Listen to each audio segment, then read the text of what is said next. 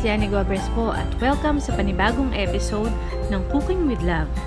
Ngayon naman ay magluluto tayo ng bopis.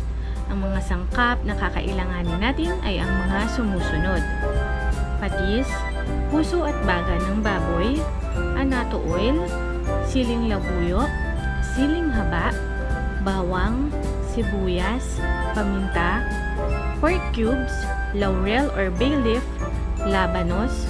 Gagamitan din natin ito ng tubig, suka at ng atsuete. Simulan na natin!